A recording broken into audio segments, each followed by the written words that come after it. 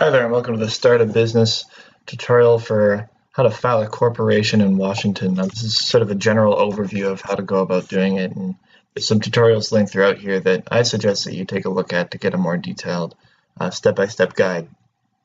But in this state, there is an online filing system. It's available for some corporations and not others, and there's also a PDF or by mail filing system, which is fairly common. And again, that's available for some but not others. In fact, profit and nonprofit foreign corporations will be required to register with the Secretary of State online. The filing fees are fairly straightforward. They're listed here, $200 or $180 for profit entities. That's online and by mail, respectively. And then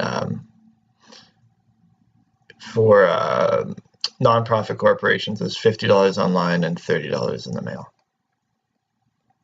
First step that we suggest you take is making sure that the name you plan on using for your corporation is available.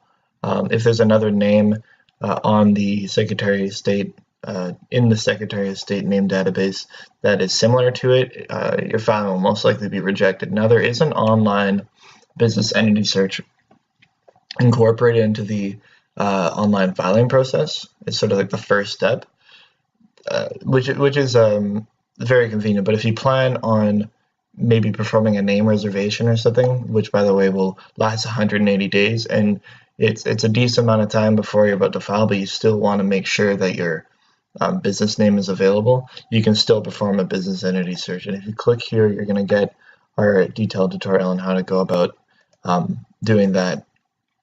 But this is all just to make sure, an entity search or a name reservation is to make sure that the name you're planning on using isn't going to be taken by the time you actually commit to registering with Washington Secretary of State.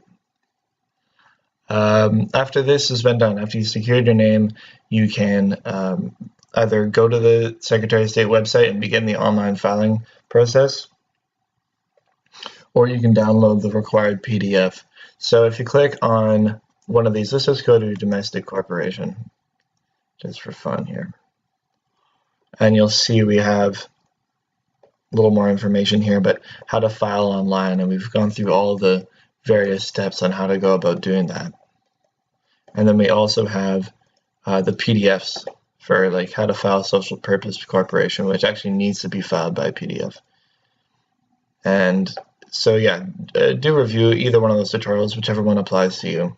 And then when your forms have been completed, you're going to be able to pay the filing fee. And we've already gone over those, but if you're filing online, it's got to be paid by credit card. Once you've submitted your filing fee, there'll be an option to be complete, I think like complete payment or complete form, and then you'll be submitting your filing to the Secretary of State as well.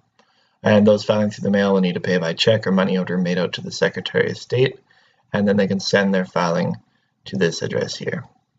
A few things to do after you've finished. Of course, you're going to need a federal employer identification number from the IRS. You're not going to be able to operate pretty much at all unless you have one of those. You'll certainly not be able to hire employees legally.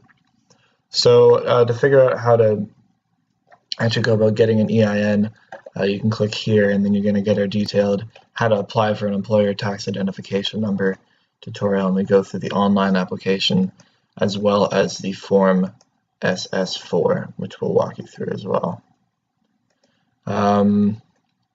Let's see here, going back.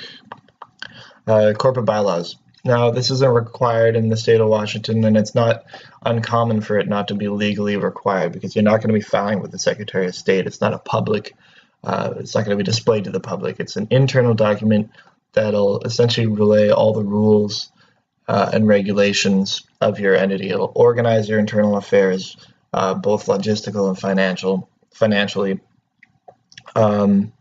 and just make sure that everything is running smoothly and is well organized and is agreed upon by all members involved. So if you click here, you're going to get access to our free template, and let's just take a look at it really quick, and I'll show you what I mean. So of course you can draft one on your own, or you can download a free template because it'll save you quite a bit of time. But it's got provisions about the meetings of shareholders. It's got number, qualification, and election of of directors. Everything that, of course, wouldn't be otherwise stated or agreed upon will be here. And in signing it, it serves as a binding contract, and ensures that everyone agrees upon its terms. Finally, renewal. Corporations are required to file an annual report each year. Nonprofits will be able to do so with the Secretary of State. They'll only be charged $10. Profit corporations will be charged $71, and they'll be filing actually with the Business Licensing Center.